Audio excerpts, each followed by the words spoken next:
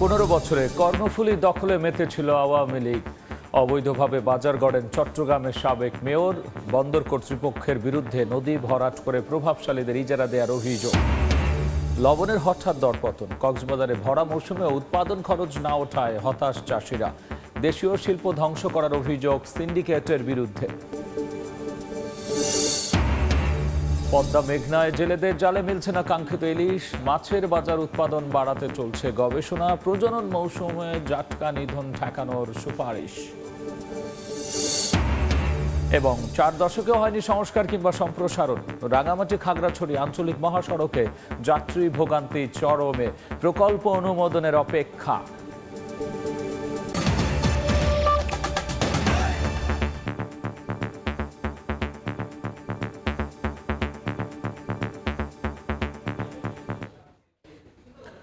আমন্ত্রণ সময় সংবাদের নিয়মিত আয়োজন বিভাগীয় সময়। থাকছি সপ্তাহের 7 দিন ভিন্ন ভিন্ন বিভাগের সংবাদ নিয়ে। আজ চট্টগ্রাম বিভাগ, সঙ্গে আছি আমি গোলাম রাব্বি। রাজনৈতিক প্রভাব খাটিয়ে গত 15 বছরে কর্ণফুলী দখলের মহোৎসবে মেতেছিল আওয়ামী লীগের নেতারা। নদীর বুকে অবৈধভাবে মাছের বাজার গড়ে তুলেছিলেন সাবেক মেয়র আ.জ.ম নাসির উদ্দিন। কর্ণফুলী রক্ষার দায়িত্ব যে সংস্থার, সেই বন্দর কর্তৃপক্ষ ক্যাপিটাল রেজিংয়ের নামে নদী ভরাট করে ইজারা দিয়েছে প্রভাবশালীদের। নদী ও খাল রক্ষা আন্দোলনের নেতারা বলছেন, গত 1 যুগে নদীর প্রশস্ততা কমেছে 400 মিটার। আর এই অবস্থায় সব সংস্থাকে নিয়ে নদী বাঁচানোর আশ্বাস জেলা প্রশাসন ও সিটি কর্পোরেশনের। আশরাফুল আলম মামুনের ক্যামেরায় শফিকুল আলমের রিপোর্ট।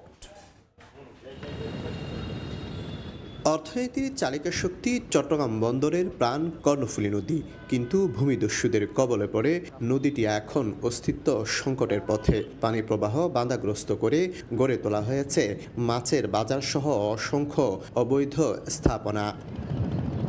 নদীতে মালামাল টানার কাজ করা সাম্পান মাঝিদের অভিযোগ, খুদ চট্টগ্রাম বন্দর কর্তৃপক্ষই 2016 সালে ক্যাপিটাল ড্রেজিংয়ের নামে নদীটির অনেকাংশ ভরাট করে। পরে রাজনৈতিক প্রভাব খাটিয়ে ইজারা নিয়ে শাহ আমানত সেতুর পশ্চিমে অবৈধভাবে নতুন ফিশারি ঘাট গড়ে তোলেন সাবেক মেয়র আ.জ.ম নাসির উদ্দিন। বন্দর কর্তৃপক্ষের সহায়তায় রাজনীতিবিদরা ক্ষমতার অপব্যবহার করে সেতুর পূর্ব পাশে গড়ে তোলেন বিশাল বালুমহাল।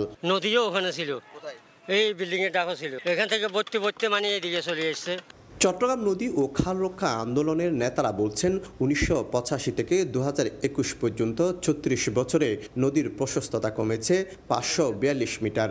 সংগঠনের জরিপ অনুযায়ী গত 1 যুগ আগেও শাহ আমানত সেতু এলাকায় কর্ণফুলীর প্রশস্ততা ছিল 886 মিটার, এখন কমে হয়েছে 510 মিটারে।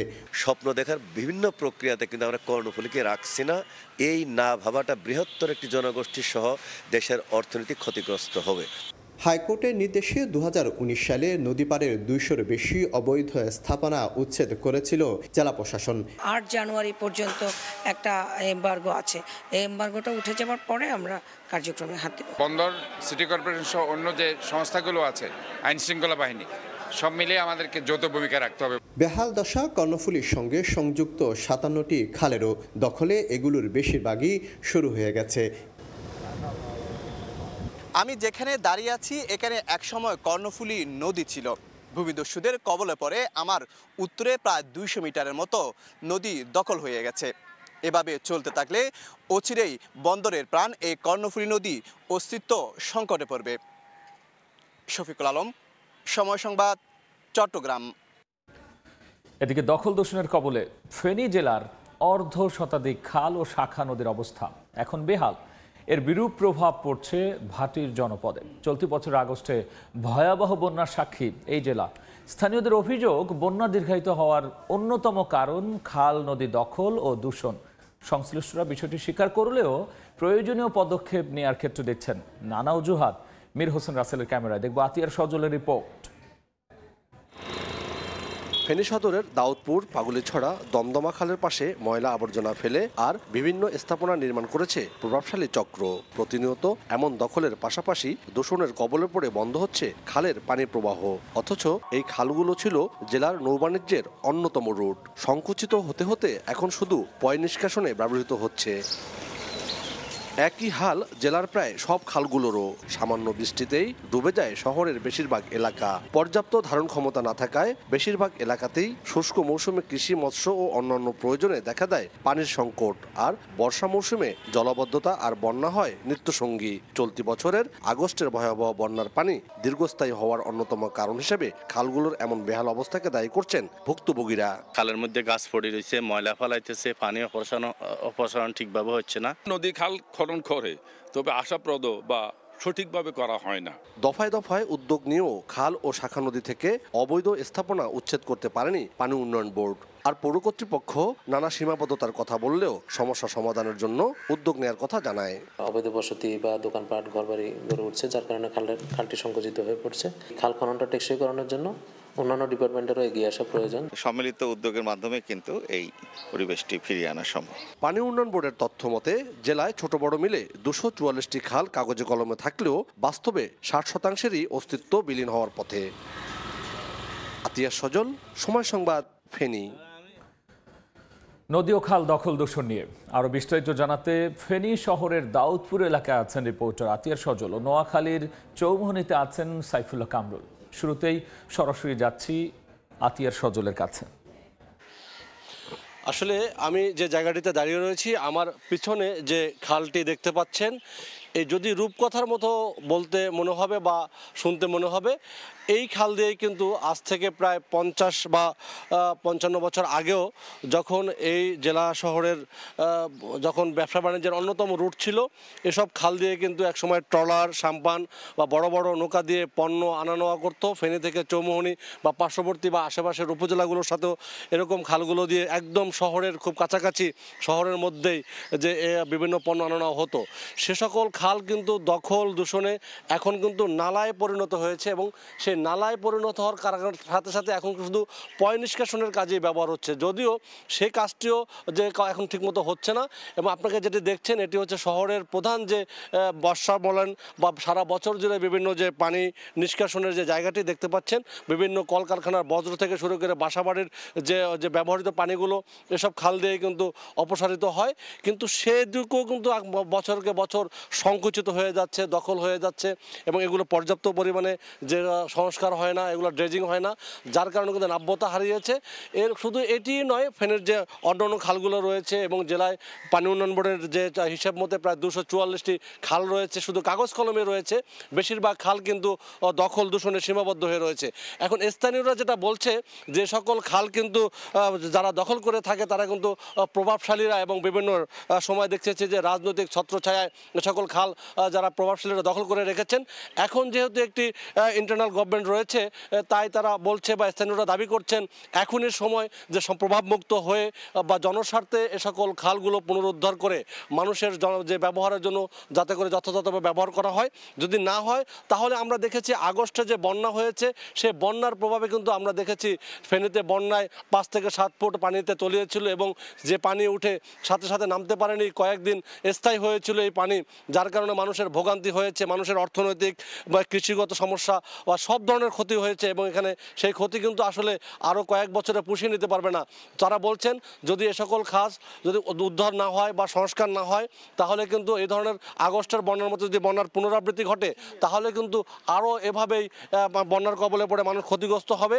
এবং তারা দাবি জানিয়েছেন সেই আগস্টের ভয়াবহতা থেকে শিক্ষা নিয়ে ফেনীর যে সকল খাল দখলমুক্ত রয়েছে, সে সকল দখলমুক্ত করতে সংশ্লিষ্ট যে দপ্তরগুলো রয়েছে তারা যেন প্রয়োজনীয় উদ্যোগ নেন।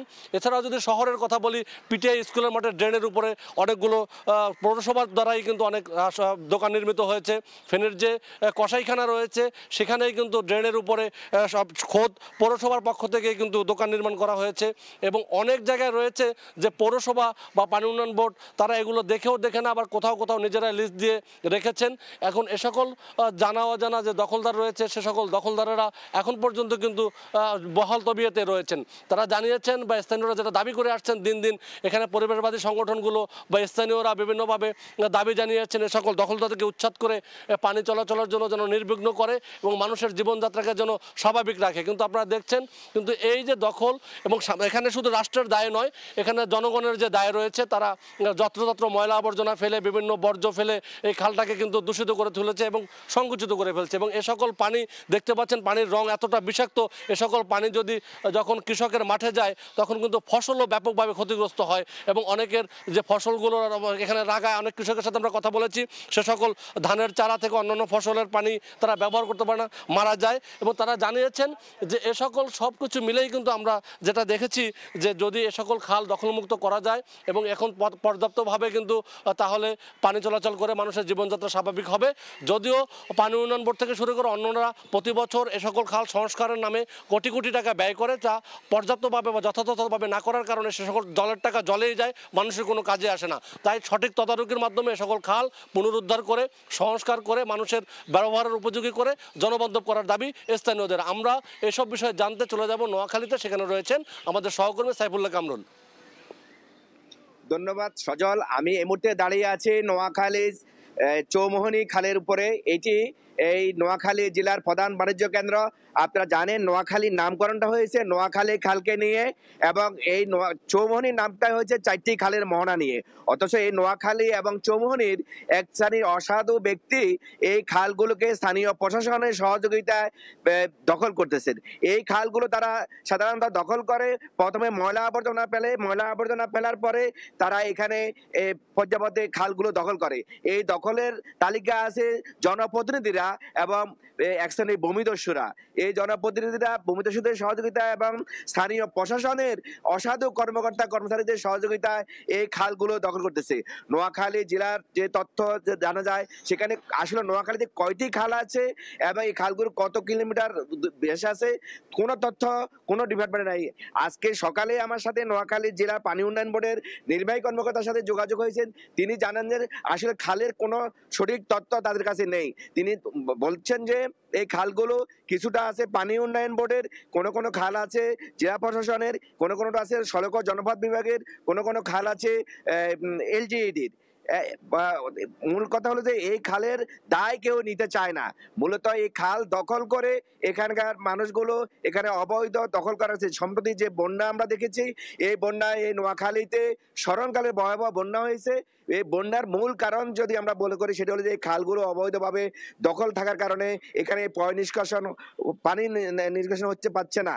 এই নোয়াখালীর বিশেষ করে নোয়াখালীর চৌমোহনী সাতারবাইয়া খাল, চৌমোহনী ফেনী খাল এবং নোয়াখালীর লক্ষ্মীপুর যে খালগুলো আছে এই খালগুলো অবৈধ দখলদারদের দখলে থাকার কারণে এই পানি নিষ্কাশন হচ্ছে না। আমরা এখানকার স্থানীয় প্রশাসন বর্গ কাছে এই খালগুলো অবৈধ, এগুলো উন্নয়ন করা উচিত, তাহলে এই খালের গুলো আবার পানি চলাচলের ব্যবস্থা হবে। এই ছিল নোয়াখালী চৌমোহনী থেকে খালের সর্বশেষ অবস্থা আমার কাছে। নদী খাল দূষণের সবশেষ নিয়ে আমরা সরাসরি ছিলাম খুলনা এবং নোয়াখালী এবং ফেনীতে। যুক্ত হয়েছিলেন সহকর্মী আতিয়া সজল এবং সাইফুল্লাহ কামরুল। বিভাগীয় সময়ে আরও থাকছে। মাত্র 9 জন শিক্ষক দিয়ে ভাড়া বাসায় চলছে একাডেমিক কাজ। 4 বছরের স্থায়ী ক্যাম্পাস হয়নি চাঁদপুর বিজ্ঞান ও প্রযুক্তি বিশ্ববিদ্যালয়ে। শিক্ষা কার্যক্রম ব্যাহত। ভরা মৌসুমেও হাসি নেই কক্সবাজার উপকূলের লবণ চাষিদের মুখে। চলতি মৌসুমের শুরু থেকে পণ্যটির দরপতনে বিপাকে তারা। মাঠ পর্যায়ে উৎপাদনের যে খরচ তাও উঠে আসছে না। এজন্য মধ্যস্বত্বভোগী ও মিল মালিক সিন্ডিকেটকে দুষছেন লবণ চাষিরা। মোহাম্মদ ফরাজের ক্যামেরায় সূর্যউদ্দিন রুবেলের রিপোর্ট। উপকূলে মাঠের পর মাঠ লবণ উৎপাদনের জন্য প্রস্তুত করা হয়। এরপর মাঠে বিছানো হয় পলিথিন। সূর্যের তাপে লবণাক্ত পানি শুকিয়ে উৎপাদিত হচ্ছে লবণ। চাষিদের কেউ মাঠে পানি দিচ্ছেন, কেউ বা লবণ তোলা ও ওজন করছেন। কক্সবাজারের লবণ উৎপাদনের মৌসুম শুরু হয়েছে 2 মাস আগে। এবার জমি, পলিথিন, পানি ও শ্রমিকের মজুরি অন্যান্য বছরের তুলনায় বেশি। চাষিরা বলছেন প্রতিমন লবণ উৎপাদনে খরচ হচ্ছে 400 টাকা। চলতি মৌসুমের শুরুতে প্রতিমন লবণ বিক্রি হয় 300 থেকে 350 টাকায়, কিন্তু কিছুদিন যেতে না যেতে তা নেমে আসে 200 থেকে 220 টাকায়। লবণের এমন দরপতনে লোকসানে চরম হতাশ চাষিরা। এক কানিল জমিনের দাম খরচ 60,000, এখন আর 90 270 টাকা 70 টাকা লেবার খরচ, দালালি, খয়াল খরচ, বেগিন যাগো 70 টাকা আর 200 টাকা ভাই, আর তো 200 টাকা কিলো আর হাবস খরচ, আইলিয়া খরচ, আর নিজের হারানো খরচ, বা এমন 60 টাকা হস্তা করে আর নুন বেচাই না বেশি ভাই 200 টাকা আর 200 টাকা আর লস। অতীতে মাঠ পর্যায়ে লবণের এমন দরপতন হয়নি বলছে কক্সবাজার লবণ চাষী ও ব্যবসায়ী সংগ্রাম পরিষদ। সংগঠনটির নেতাদের দাবি, মাঠ পর্যায়ে লবণের দাম কম হলেও বাজারে প্যাকেটজাত লবণের দাম কমেনি। মিল মালিকরা সিন্ডিকেট করে দেশীয় এই শিল্প ধ্বংস করার ষড়যন্ত্র করছে।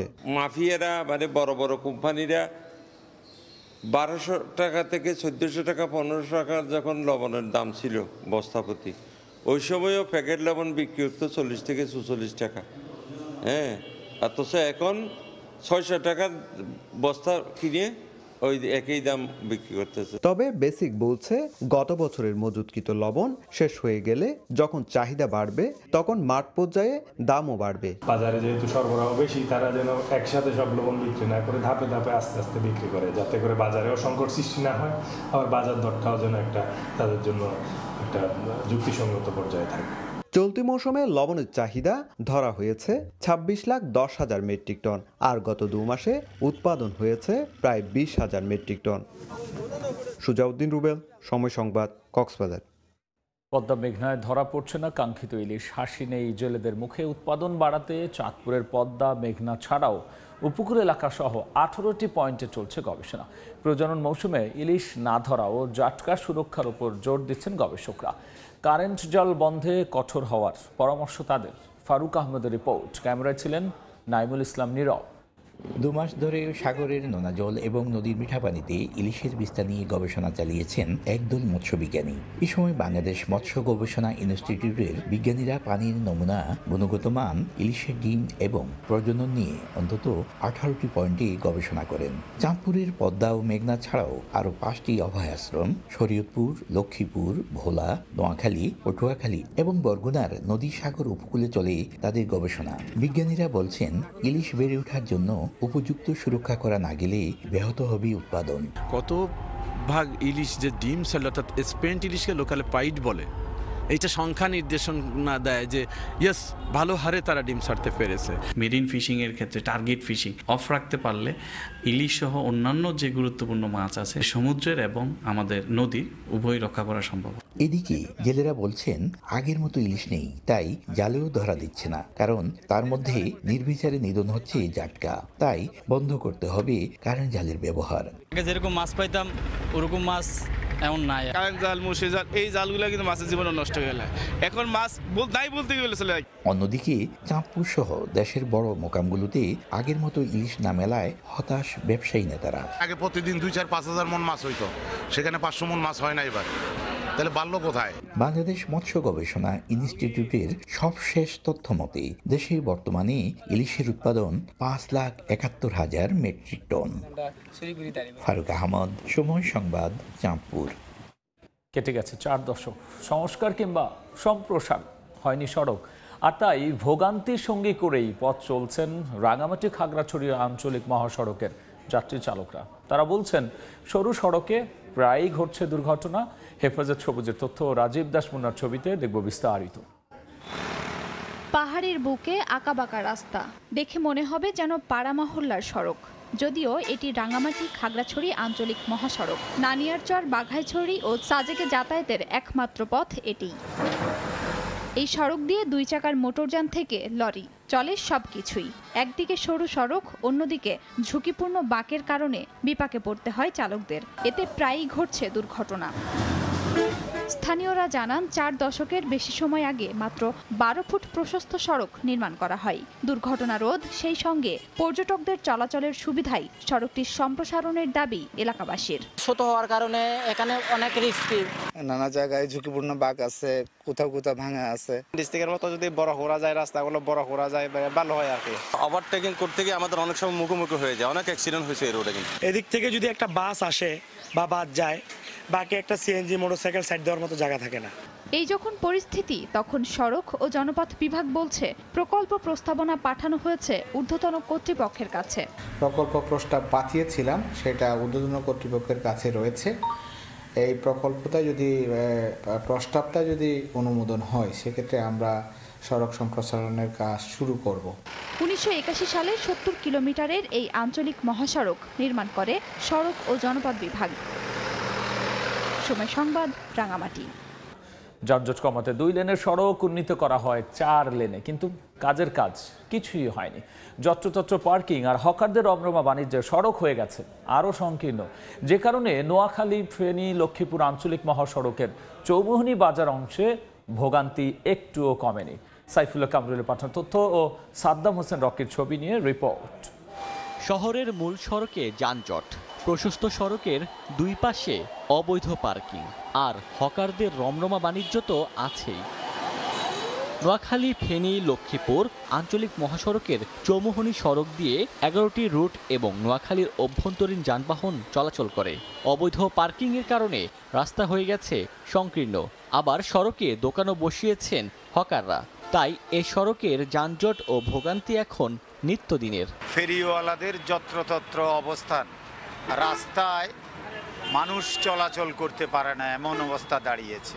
ট্রাফিকের কন্ট্রোলিং নাই, পুলিশও কন্ট্রোল করতে পারে না, তারা যাদের হেল্পিং হ্যান্ড নেয় তারাও কোনো কন্ট্রোল করতে পারে না। আমাদের এই রাস্তার জাম একমাত্র হলো সিএনজি অটোরিকশার কারণে।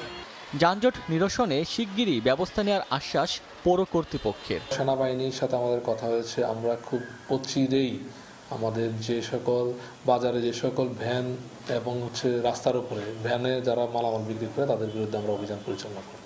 চৌমুহনী সড়কটি 2 লেন থেকে 4 লেনে উন্নীত করা হয়েছে। সময় সংবাদ, নোয়াখালী। শিক্ষক মাত্র 9 জন, নেই নিজস্ব ক্যাম্পাস ও আবাসিক হল। ভাড়া বাসায় চলছে চাঁদপুর বিজ্ঞান ও প্রযুক্তি বিশ্ববিদ্যালয়ের একাডেমিক কার্যক্রম। প্রতিষ্ঠার 4 বছরও হয়নি স্থায়ী ক্যাম্পাস।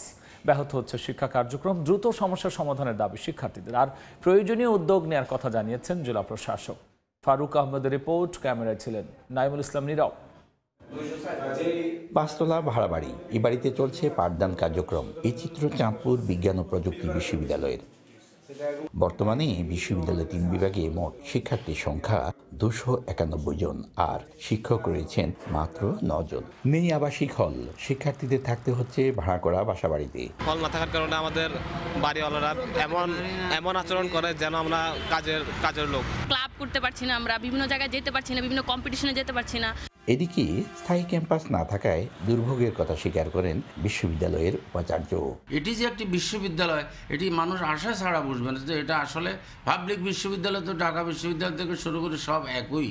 কয়েক বছর আগে স্থায়ী ক্যাম্পাসের জন্য ভূমি পাওয়া গেলেও নানা অনিয়মিততা ভেস্তে যায়। তবে নতুন করে আবারও উদ্যোগ নেওয়ার কথা জানান জেলা প্রশাসক। ব্যক্তিগতভাবে শিক্ষা মন্ত্রণালয়ে এটা নিয়ে একটা পত্র দিয়েছি যে আমরা এই বিশ্ববিদ্যালয়ের জন্য অধিগ্রহণের জায়গা আমরা খুঁজবো কিনা। 2020 সালে চাঁদপুর বিজ্ঞান ও প্রযুক্তি বিশ্ববিদ্যালয় প্রতিষ্ঠা লাভ করে। ফারুক আহমদ, সময় সংবাদ, চাঁদপুর। বিভাগীয় সময় শীর্ষ সংবাদ জানিয়ে দিচ্ছি আরও একবার। 15 বছরে কর্ণফুলী দখলে মেতেছিল আওয়ামী লীগ। অবৈধভাবে বাজার গড়েন চট্টগ্রামের সাবেক মেয়র। বন্দর কর্তৃপক্ষের বিরুদ্ধে নদী ভরাট করে প্রভাবশালীদের ইজারা দেওয়ার অভিযোগ। লবণের হঠাৎ দরপতন, কক্সবাজারে ভরা মৌসুমেও উৎপাদন খরচ না ওঠায় হতাশ চাষিরা। দেশীয় শিল্প ধ্বংস করার অভিযোগ সিন্ডিকেটের বিরুদ্ধে। এবং পদ্মা মেঘনায় জেলেদের জালে মিলছে না কাঙ্ক্ষিত ইলিশ। উৎপাদন বাড়াতে চলছে গবেষণা। প্রজনন মৌসুমে জাটকা নিধন ঠেকানোর সুপারিশ।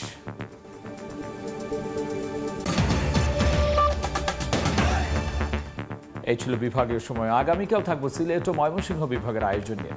সঙ্গেই থাকুন সময়।